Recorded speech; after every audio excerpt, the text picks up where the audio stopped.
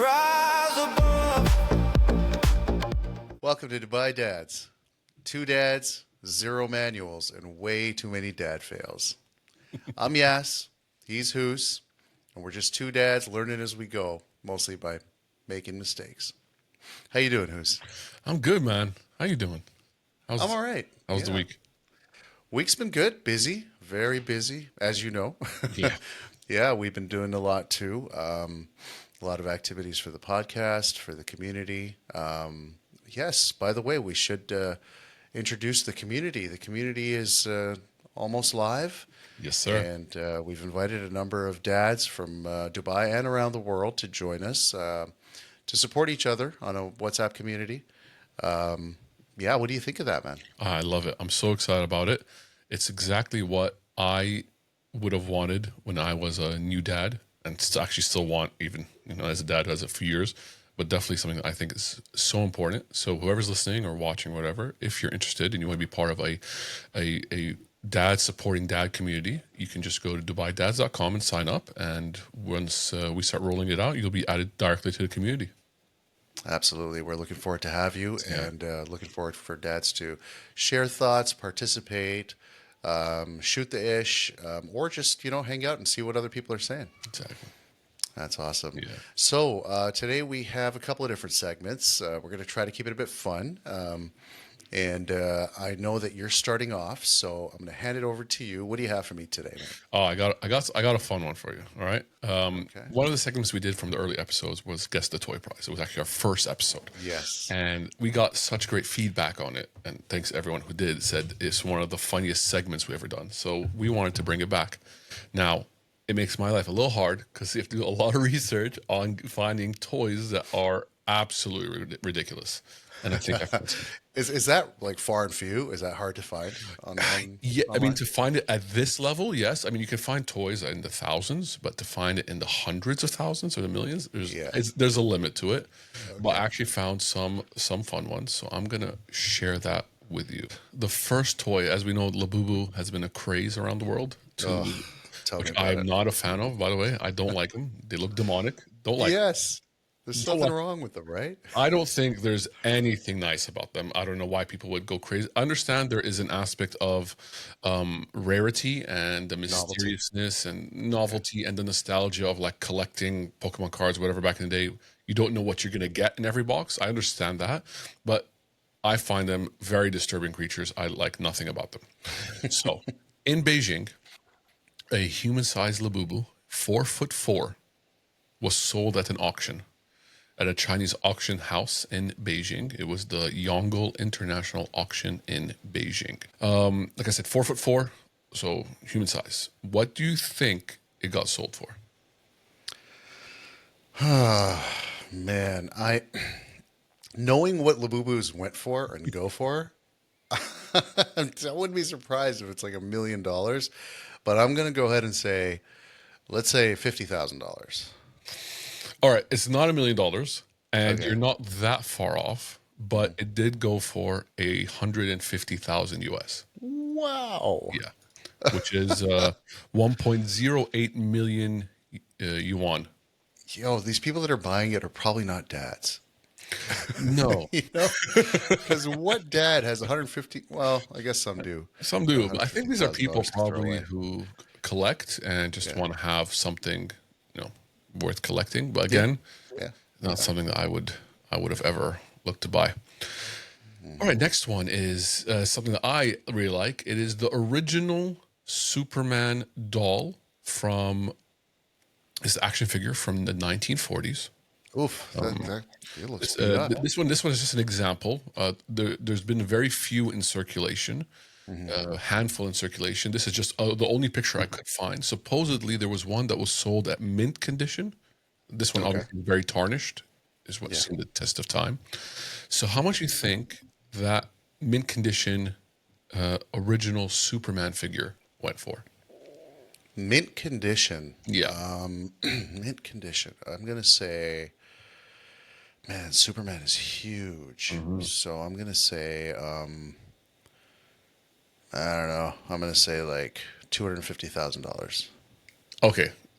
A bit over the top. This one was $25,000, Oh, which for me is not overly surprising. I mean, I collect a little bit of comics here and there, and I know, like, for example, the first appearance of Superman, yeah. 1939 or something, that went for millions, and the first appearance of Batman, went for Yeah. millions as well. So not overly surprising.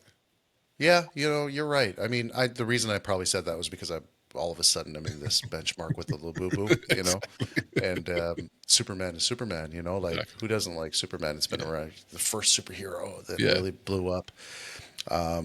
But it makes sense. I mean, it's a small wooden toy. It's nothing Yeah. big. Nothing special. Yeah. Yeah. For those who don't know, so the first appearance of Superman actually wasn't in Superman #1. It was in Action Comics #1.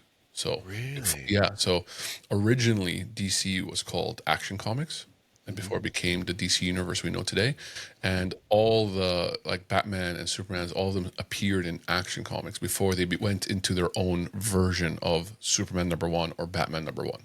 So it was Action Comics #1. Okay. It's an That's iconic cool. picture of Superman holding up like a Beetle car, a VW Beetle. A very iconic picture. So I know you collect Yeah. comic books. Do you have that copy? No. That's rare, right? That's even like, even like ripped up version, like doesn't even have the cover, like no cover, like it got yeah, ripped up, destroyed, yeah. goes for hundreds of thousands of dollars. Whoa. Okay. So there's a story, again, we're a bit of a tangent here, a story of this young man. His grandfather passed away, and he was clearing out his attic, right? And he finds this box, and he opens it, and inside are comic books from the early 40s in plastic, untouched. So his grandfather, as a kid, put these comics away, and he had like a mint condition Superman or something, and it went for 2-3 million. Yeah, I'm not surprised. Yeah, but like, Wow. look at the foresight of granddad there. Shout Yeah. out. Granddad from the future. There you go. All right. Next, we have a Barbie.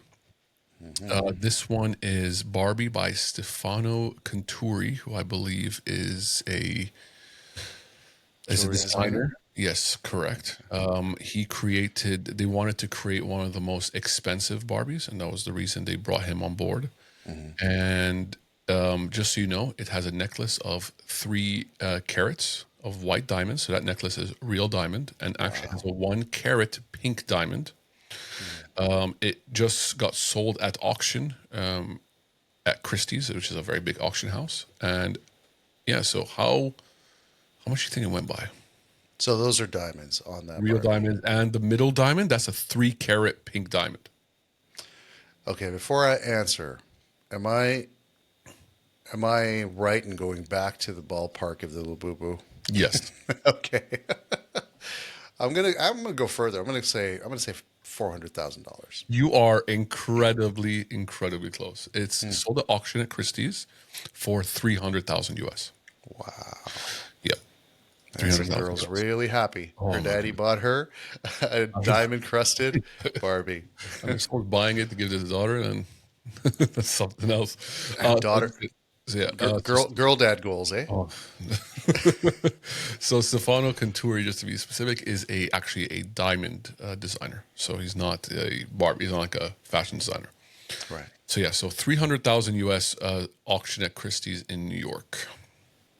Awesome. Yeah, if I'm buying this, no child is getting it. It's going in a vault. It's going in a vault, and I'm just going to wait till it goes to $500,000 or something, and then I'll resell it. I'll sell it again. Granddad of the future, man. You seal it up in a piece of plastic in a box, and you just put it away. There you go. Your great grandchildren will be uber rich. Oh, there you go. 100%. Next, this one is going to drive you insane. This is called, I'm not going to say it in French because it'll butcher the language. In English, it's called the Bird Trainer. It's a 4 foot doll, so very large. It's made up of gilt or polished steel parts. It took 12 workers in a Swiss shop over 15,000 hours to craft. It has motion, so it has spring-driven cogs and gears, and actually moves. It can like move around without any motor or power source because of all the cogs and gears. It features 62 birds that move in tune with the flute's rendition. So I think you do some kind of I think there's like a crank or something you crank, and then the flute moves, and then there's birds that move with it. That's why it's called the bird trainer. It is adorned with gold and pearls, and is considered the most expensive doll in the world. Whoa. And this is from a specific period in time, or I couldn't find when it was created specifically. but not like recently. It could have been created recently, but the whole point is that it's based on Renaissance, but it's not made in Renaissance. It's not made in Renaissance time. Okay, okay. That's a large doll. The world's most expensive doll. Yes, So it's definitely more than that Barbie. by magnitudes. Magnitudes more. I'm going to throw out a number that just pops to my head. Go. which is- You know what? I'm gonna give you the best hint. Go for the most ludicrous number you can possibly imagine. I'm going to say $1.2 million. Go more. $2.5 million. Go more. What? $5 million? Go more. You're crazy. What are you talking about? No way. Okay. $7 million. $6.25 million. Get out of here. Yeah. Who? What? I mean, again, values in the eye of the beholder, right? Can't even speak to that. Art is art. It's I crazy. mean, this is definitely not a toy. This is a piece of art. No, but they do consider it, But it's because a doll, so technically it's a toy. Now, it's a 4-foot doll. It's not Yeah. small. It's a little person. Wow. Yeah, Wow. This just blew my mind. I mean, Right? What, 6 point what? 6.25. My God. And if you think about it, it comes down to the craftsmanship. Yeah, yeah. Look, it has a story to it. It You know, has if the I'm going to work. run some quick maths, if it's $6.25 million divided by the 15,000 hours of craft, right? That's actually not that crazy. That's around 400 US an hour. Oh, If you yeah, divide I it guess like if you that, look at it that way, yeah. sweatshop math. Yeah. It's 12. It's 12 workers. Switzerland. It also has gold, gold and pearls, right? So it's again and like so, and there's obviously a lot of metal and steel. Gilt is the word to use, which is polished steel. So if you look at it that way, if you look at it from an hourly perspective, obviously it's a high hourly rate, but it's not. You know what I mean? No, but it's a specialty novelty item, so it makes sense to Yeah. be at that rate. Okay. Now you just you change the whole perspective. I If you look at it that way, it changes a little bit, right? yeah, yeah, exactly. So Interesting. it's pretty crazy. Very cool. Also, man. Where I do you don't know who find this wants a 4-foot doll that moves in the house. Creepy. That is Chucky. creepy. I have heart attacks. Like Man. I can't watch like the whole Chucky thing. Yeah, it's a silly movie, and I've watched it so many times. But like the idea behind it is no. Man, it was the first horror movie that I ever saw, Might have been mine too. and it kept me up, bro. I mean, dolls was not a thing after that. I'll tell you. Like, even stuffed animals, anything with a half creepy face, was just like Yeah, no, 100%. keep it away. 100%. Yeah, thanks, whoever made that movie. Seriously. Would you watch that with your kids again? No. Like when they're like 15, when 16? they're old. Yeah, maybe, right? I don't know. I mean, I think for them, because they probably have seen things with such better production value, Yeah, we might probably a find it joke. very lame, and I'll just be the one scared. But man, when it comes to horror movies, when you have that like element of something being older, you know what I'm saying? Like Yeah, Alfred yeah. Hitchcock movies, when you watch them, there's like that old sort of Yeah. screen to it. It's more scary if you think about it. But I wonder if it's also because for us, when we watched it, we were in that time period. Like if I go watch, I don't know, The relevant. Shining again. Yes, if you look, yes, I think it's a beautiful movie. The way it's the music, the cinematography, the director. But will a 20-year-old in 2035 watching it for the first time find that equally as scary as I would? Yeah, it's true. You got to take time into consideration. Yeah. Interesting, man. Very cool. So there you go.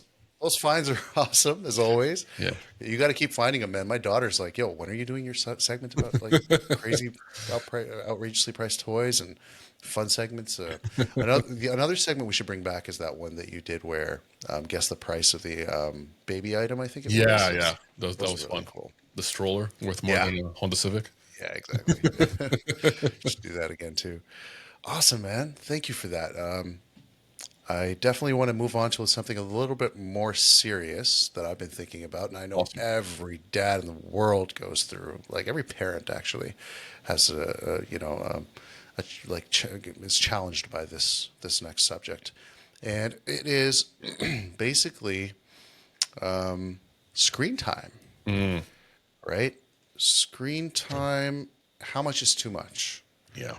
Like today, it's basically something that we all have as a reality and a part of in our lives. Screens are there. They're everyday use technology.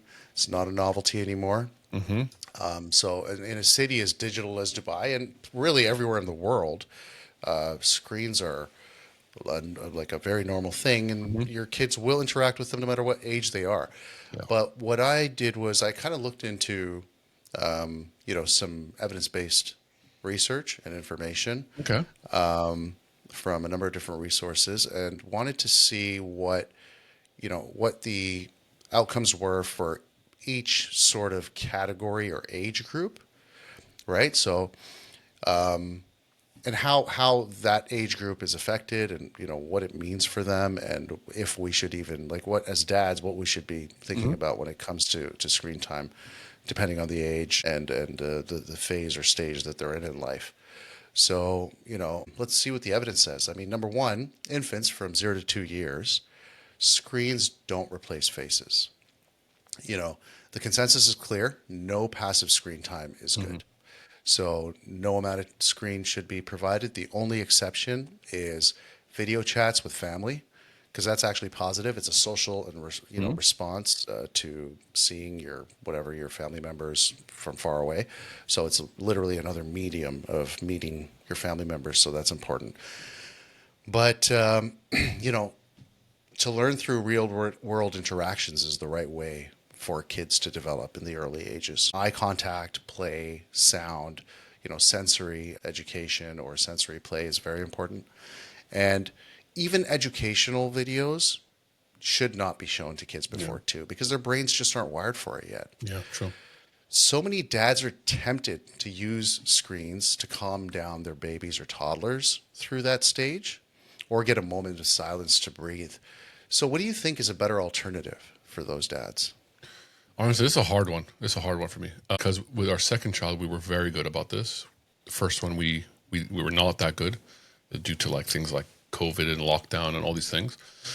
I think from what I learned as a father with two children and who learned, you know, learned a lot from the first to the second, is with the second one, what we did is we prioritized reading books, especially even those books that you can touch. The feeling books. We prioritize a lot of that, and also toys and imagination. So we did our absolute best to minimize screen time to the max.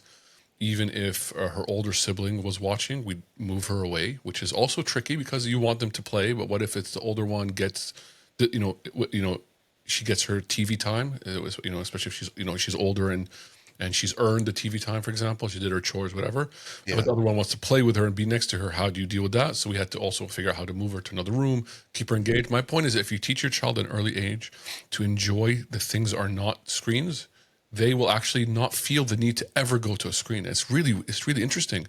If you just never introduce it, it's the wiring isn't there. Like she like my youngest is more interested to go play with stickers and toys. Like she doesn't even care for the TV. Like she's like, even if it's there, I realize now she doesn't even pay it attention. She'll turn her back and like play with the toy because it never came at a young age. I can't tell you how much I agree with you Yeah. because I'm going through it right now. Yeah. My son, it will be 2 in December, and so 2 months, and we haven't given him any screen, right? And the first two, they got it right away. I mean, Yeah. we didn't know, and we also like weren't Circumstances, where man. we are, right? In our like parental phase. So we kind of needed our time and break and just like, okay, here, this is what's going to keep this child quiet. Here you go, keep it. And guilty as charged, you know, but 100% same. totally agree, man. Like he doesn't until he started just recently like watching over his brother or sister's shoulder for a couple of minutes before we move him away. He had no clue that that was even a thing. He would just walk by and as if it was nothing. Like it Exactly. didn't even phase him, But you know? don't you guys also, for the one who's seen screens at a younger age versus the one who didn't, if the screen turns on, their neck just goes, they snap and stare at it, while the Right other one away. doesn't even look Yeah. like reading a book or playing or something. It's so strange. Yeah. It's an addiction that forms really quickly. And I mean, understandably, it's so strong when it comes to like you know, capturing their senses, right? 100%, Very, man. very So cool. my advice: always try to get them to engage before too in things, like I said, reading, toys, anything that helps their imagination. Like I used to have a very very big imagination as a child, and I still do as an adult because I read so much. I used to be a massive reader. Like my dad would call me the bookworm of the family because I would just, I used to walk. Such a dorky story. I used to love reading so much. I'd leave the library and I'd be walking with the book up, and I used to bump into things all the time, like all the time. And it was just that much. And I'm seeing it now with my kids who love to read. I can see their imagination. I'm like, yes, let them have an imagination. And do you know what I've been doing lately also in the car? Mhm. No music or anything. Let them look out the window and imagine. And lately what I heard, one of my eldest, she's looking out and I could hear her whispering to herself like stories of the outside world. I'm like, yes, that's what I want. Amazing. Yeah. So true. So true. Every summer when we go back to Canada, I always make it a point to point out to my kids, hey kids, look at the trees, look at the grass, look at the sky, it's blue. Because it's so different as a landscape from the UAE. You know, we're used to like desert and almost an orangey tinge sky, maybe a very light blue, but nothing as bright as like you know Canada because we have like the most lakes in the world. So the reflection causes a very bright blue sky. It's almost like The Simpsons. You know what I mean? Yeah. And I keep on highlighting that, and they're like, at first they were like, "Huh," you know. Now when we go back, my daughter's like 10. When last year when she went back, she's looking outside. She's like, "Dada, look at the sky, it's so blue.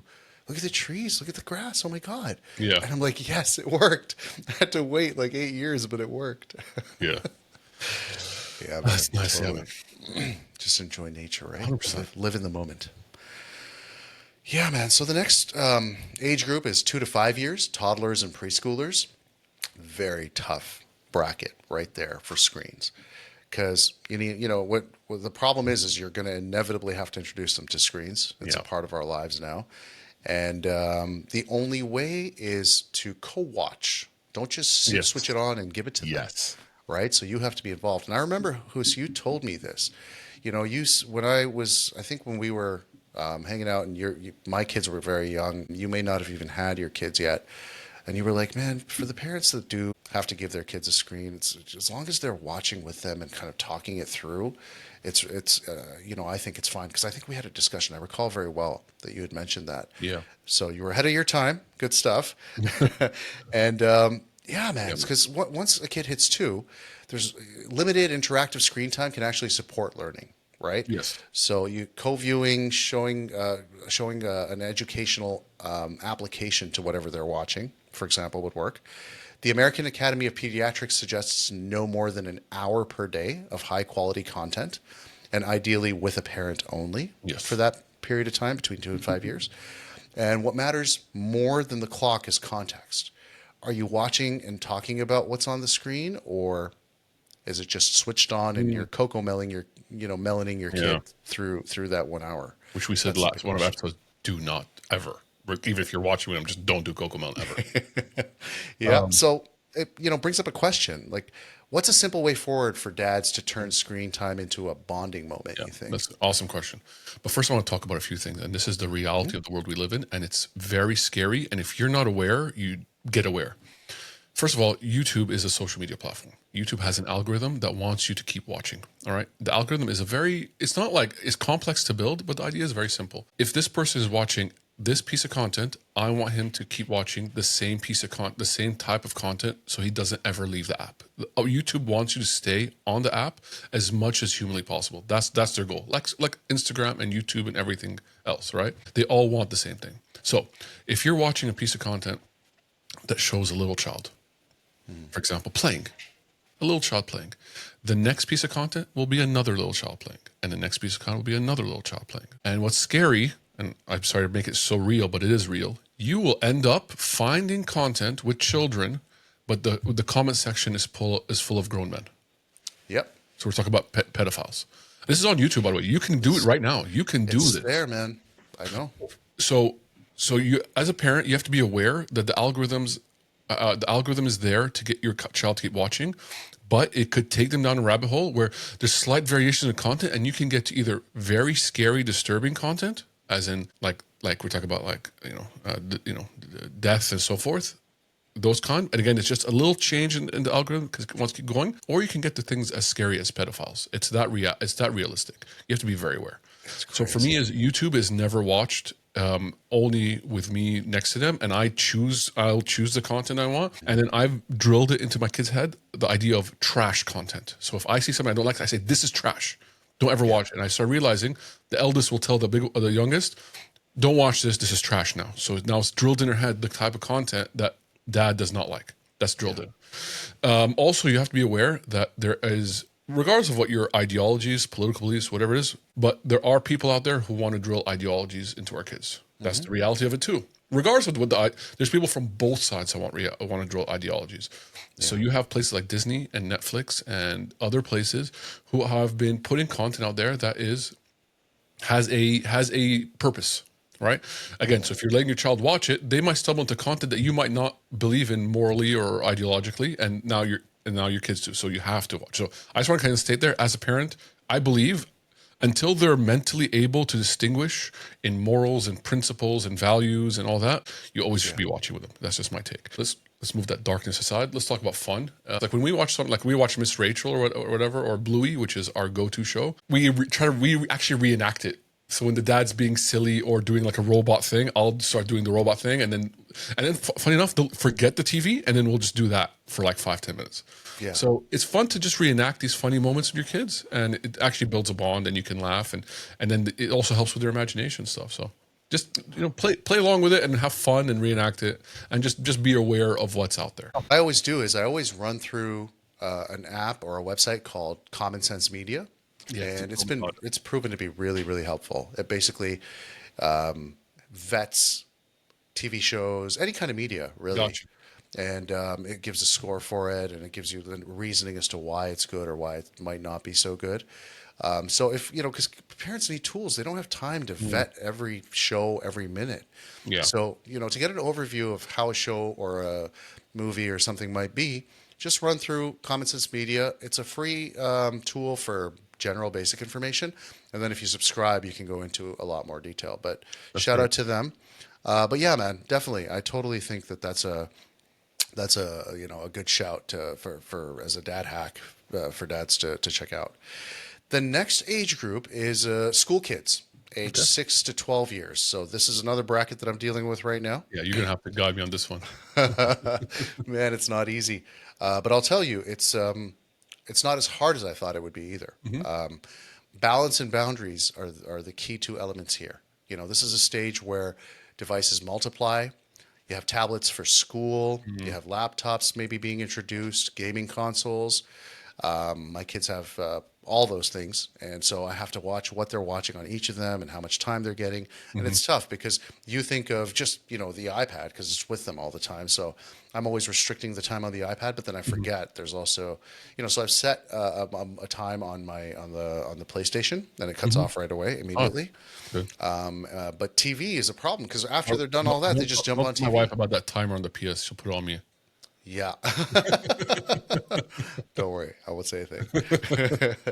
So that's the thing. And, research shows that structured limits make all the difference. You have to, spend a little time, structure the limits, go into the parental controls on each of the devices and make sure that you're reading through all the details and then making making the limitations and the That's right. So what we do is we introduce the concept of a timer. So, for example, if my child has earned the iPad time by, for example, by reading and doing everything right, she gets, I know it's a very small burst. So we'll go, okay. And lately I've been asking her, like, how much time do you want? And she goes, 10 minutes.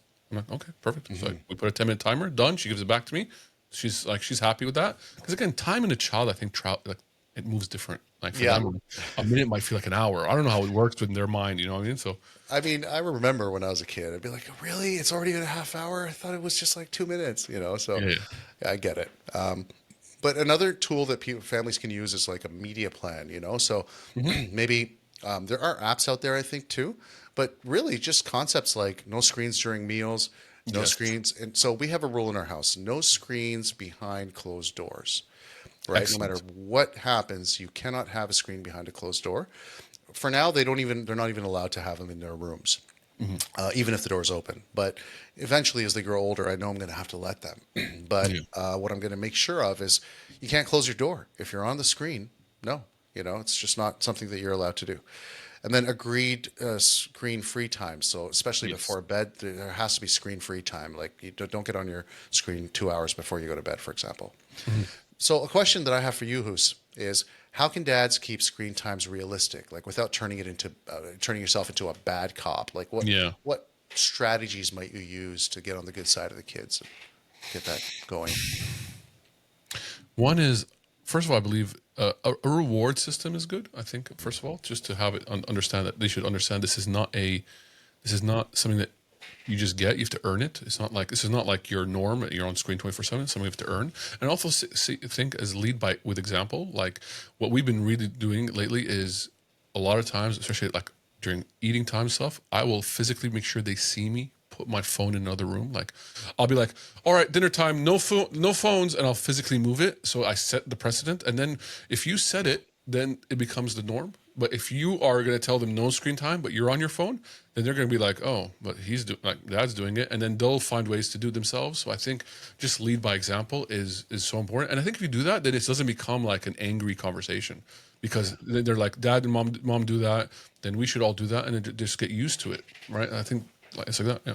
Totally, man. One thing people can do is get a basket. Yeah. I know everybody drop their phone in the basket, right? Yeah. I like that. Put it away in the corner, and that's it. Nobody touches it. So that way you're not even tempted to look. You get to switch off too. And the last group is tweens and teens. This one I'm not looking forward to. I don't think there's a dad who looks forward to it. Yeah, seriously. It's a tough time. I've spoken to people that have teens and tweens. Actually, I was speaking to a friend of mine in Miami yesterday, just catching up with him, and he was telling me his kids are teens now. They're getting their driver's licenses and everything. Yeah. He's like, man, it's not easy, man. It's different. It's a different conversation than I've had this whole time. But, I think one key aspect to keep in mind is digital independence and well-being is a major factor. Like you have to really transition them to be able to be responsible individuals, independently. Yeah. Right. And so for older kids, it's less about limits and more about self-regulation. So again, what you teach them by example is what they're going to end up doing. Yeah. And you have to give them a little bit of freedom and monitor it and see if they're going to go through with it or not. Research shows that high screen use, especially social media and gaming, can impact sleep, mood, and mental health. And I think we've all seen that. Yes. The tantrums people post of their kids losing their screens and their teens, and they lose their minds. Like, it's absolutely disgusting, to be honest with you. But it's true. It happens. And all of us are going to be victims of it, probably, you know? So it's something we have to think about now. I mean, or wherever you are in your stage and with your kids, like it's. I think it all comes down to this. Like as a parent, I always think build confidence in your kids, self-esteem, good morals and values and principles. Yeah. If you do that, then and if you give them an atmosphere where they don't have to hide and skirt behind your back, all that I think will lead that when they get teenage phase is that they won't be like the way we were teenagers, which is sneak around, do things, and just you have to build that. I think that's just the focus of what we need to do. Is that you know what I mean? Yeah, no, exactly. So I was just going to ask you actually, like, how should dads talk to teens about screen time? And I guess you've touched on that a bit. I mean, again, for me, it's just it's very important to explain to my kids at the time that this is a tool. but it can also it also can hurt you, and you have to understand there's people out there that are going to use it against you, and you have to let them understand there's a real world out there, and that they need to be very wary of this thing, and how to use it properly and how to keep it limited. And again, the most important thing is that I want them to come talk to me, and have that conversation, and never do anything behind my back. That was the one thing, because I was a kid who snuck around a lot, so I know exactly how that's like, and I don't want I don't know if you can ever stop it, but I'd like it to be as limited as possible, and to have that honest conversation with our kids where they feel they can come to us and stuff like that. So, Yeah. One other point I think is that's important is that it's a responsibility of us as a society too, right? Schools are responsible for instilling this kind of yes. element of responsibility within the kids through their education. Other groups within society have that. It's a village, and the village needs, like every responsible person within that village needs to help contribute to teaching kids as they grow through their teen years that there's an element of mental health. There's other issues that come at play. That, what was that movie that got really famous recently? I don't know if you saw it. It was the British movie about masculine toxicity. Oh, I'm forgetting the name of it. Don't know. I can mention it maybe in the next episode, but it was it was famous, and it had to do with social media consumption, and it was Oh, really okay. I scary stuff. watched a lot of new movies. It was on Netflix. Anyways, There you go. so yeah, so like the takeaway for dads, it's not about banning screens, it's about balance, presence and purpose. Those are 100%. the three most important elements, I think. 100%. Couldn't agree more. Love it. I think it's a very important topic, so I appreciate you bringing it up. I want to bring it back to something a little bit more lighthearted. So what we have done recently is we went and asked each other's wives some questions about our kids. And the idea is, how well do you and I know our kids? Now, this can go really well or really bad, so we'll have to find out. I'm going to go first. All right. I have Yeah. 5 questions, and I have the answers. So we're going to see, yes, how well you know your kids. Ready? All right, let's do this. All right, let's go. What's the one thing that stops your youngest from crying, and like instantly?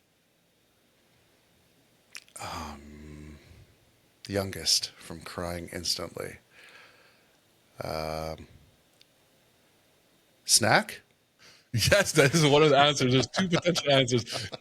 As the Rob would say, a treat, foodie like his dad. Now, but there's also one more thing. I don't know. She said she gave me 2. Yeah. It's either or Man. works. But snack, you got it. Okay. God,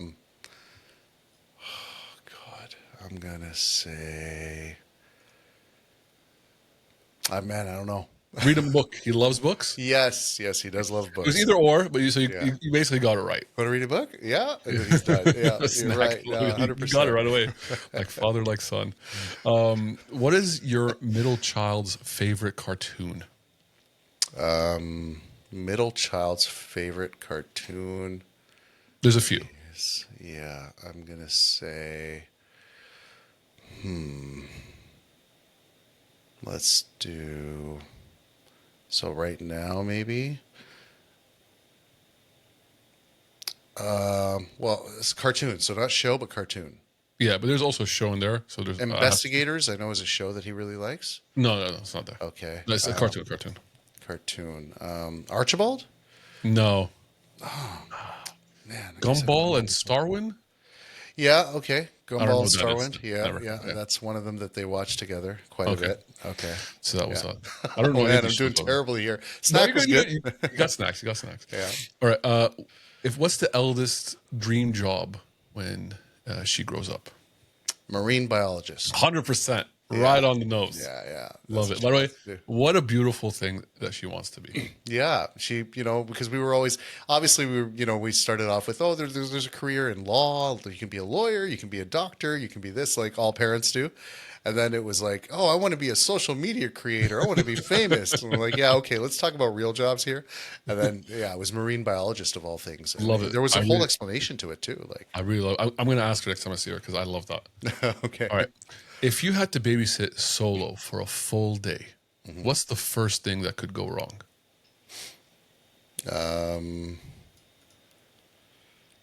This is more self-awareness. Yeah. What's the first thing that can go wrong? when I'm babysitting. Like a whole day alone, all the way from morning to night, whole day. I mean, when they get hungry, I make food. What can go wrong? You're almost there, by the way. You're almost there. I'm gonna say that they all want different things to eat. I don't know. No, so wife said that you're overall pretty good. You're good at everything. But Yeah. if you have to make them breakfast or lunch, tornado in the kitchen, you are so messy when it cooks. It's Okay, so yeah. horrible. So what do I do wrong? That's a better question. But yeah, okay, that makes sense. You're Yes, super I'm messy in the kitchen. terrible at that. Oh Yeah. man, I'm the opposite. I'm so OCD about like the kitchen. Like Really? it annoys people. All right, last question is: what's the one thing that the eldest always asks dad to do and not mom? Read. Okay, so books are in there. So it's books, going to eat, going to the mall, or gifts. Okay. Yeah. So it's books, yeah. Because according to what dad's a softie when it comes to the eldest. Yeah. Exactly. That's pretty common, right? It's a common theme. Overall, man, no, you did really well overall. Woo! I know them. Okay. There you go. So it's tough. It's Pretty good. tough. You never know It's tough, man, especially you have three, so it's hard to keep up, man. Yeah. And then My you have. dad had five, so I'm like, how did he ever? He must have not known any of us. Wow, I didn't know you have. Oh yeah, that's right. You have four siblings. siblings. Ah, that's crazy. I have two. All right, I'm excited for mine. Hit me. All right, let's do this. What I traits? feel I'm gonna fail so badly. No, you'll do fine. What traits did your daughters inherit from you? Oh, this You could say eldest and youngest, and let me know. Oh, my wife. We talk about this all the time. I feel they have some sort of ADHD or something. That's definitely a trait they got from you. I don't know if that's the answer. So there's many ones, many traits. They love to read. You're being hard on yourself. They love to read. They definitely have ADHD. I don't know. Well, I think they got asthma from me. They love their imagination. Yeah, technically that could be a trait. I don't know. Okay, so Look, this is so indicative of me. I just went straight to all the things that are wrong. yeah, and that's what we usually do. But no, it wasn't that bad. I mean, look, I'll tell them to you. Stubbornness, Oh yeah. right, for both. Kindness. Oh, but for the record, no. My wife's a lot more stubborn than me, and if you're listening, we're both Set the stubborn. record straight. We're both stubborn. Yeah. They got it from both sides of the family. I'm sticking to that one. Oh, it's jokes. Loudness and sensitivity. Yeah. Okay, not too bad. so Okay, those wow. are the four that I I went got. straight to all the bad stuff with the asthma. That was funny. That's jokes. Okay. What songs have your children made you play on repeat until your brain melted? Oh my God, Burger Dog from Yes. Bluey, Golden from K-pop Demon Hunters. There you go. Pop. Those are the two answers I have. So you go. you hit it, and you hit the nail on the head. Now, I have Burger Dog memorized. Yeah, Burger Dog. we He have has one. pickles and he has cheese. Man, I don't even know that song. It's I from can't- Bluey. Okay, I'm gonna check it out. My kids haven't really gotten into that. Yeah. Actually, it's because they're older, and the youngest hasn't reached there yet. But yeah, Burger Dog from Bluey and Demon Hunters from Golden. Okay. Yeah. What are your children's signature tantrum moves? Eldest and youngest. There's so many. Signature. Okay, the oldest runs away, runs to another room, runs away. All right. The youngest, she'll throw stuff on the floor and then she'll hold her hands like this and she'll go, "I'm very angry," and then go to the other room. Dude, you guys are so on the same page. This is awesome. I feel so Did I hit it? terrible with my answers. Did I hit it?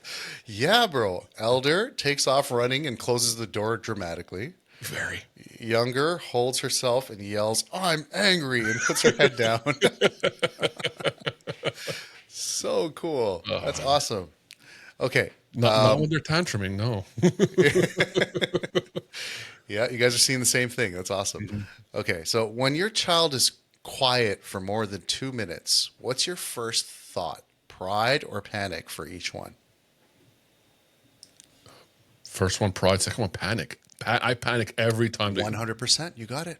Wow. Every time the second one's quiet, I look at my wife. I'm like, Something's wrong. she's about to break something, and she gets this look on her face. And I'm like, we both look at her, we're like, oh no, what does she want to do? Because she has a thought to break something. Yeah, that's jokes. We have like both of ours. To be honest with you, both of them are like pride. The youngest is panic, and I think maybe it has to do with his age too. Panic, but yeah, My little one's she's like naughty, and she knows it, and she knows she's destructively naughty. Yeah, never know what she's up to. Okay, and the last one, it's a simple one. What are your kids' favorite foods? Elder and younger. Actually, no, your eldest kid. Eldest one is going to be either nuggets or pizza. Okay, and what about younger? Give me an answer. Younger eats everything. Oh my God, that's so funny. Nuggets or pizza, younger, everything. That's what I have. I've never seen a 2-year-old who will grab a pickle and then dip it into Arab, like Lebanese garlic sauce. And that's what she eats. Wow. Find me a child who does that. That's amazing. Yo, dude, you got 4 out of 5. You killed it. I got like 1 out of 5. It's so funny how I messed up the traits one. It's just too funny. That was fun, man. That's amazing. That's all awesome, 5, man. Shout out to the wives, man. Thank you for being there for us, supporting us, yelling 100%. At us, laughing with us, crying with us, all the good stuff. Dealing with our craziness. Oh, 100%. And we love you guys. Yeah. Bro, this was, I love this. This was so much fun. Yeah, absolutely. Again, I just want to stress whoever's listening to it, a dad out there or soon to be dad, please do join the Dubai Dads community. Its purpose is to support each other, and that's what we need in today's world. Dads, struggling dads who don't know what they're doing, dads who just need someone to talk to. We don't talk, man. We really don't talk. We need someone to talk to, man. Don't keep it in. Go to diamond-encrusted.com, join the community. It's going to be a beautiful community made up of many different groups. We're going to have fitness and health, networking, events, meetups, just a general lounge for us just to talk. And we want to bring up more groups and stuff. We already have almost 40 dads signed up in like literally a week, which is amazing. So I'm sure we're going to hit the big 3-digit numbers very soon, and hopefully 4-digit numbers, and keep this thing growing. And yeah, we just want to support each other, man. And that's what this whole thing's about. So please do check it out, and we just want you to be part of this community. 100%. Yes, I echo that sentiment. And also check us out on our socials.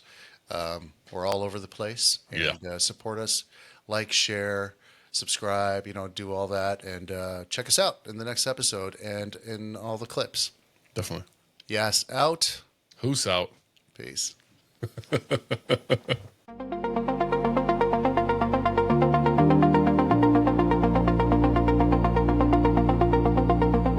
held your tiny hand the day you cried.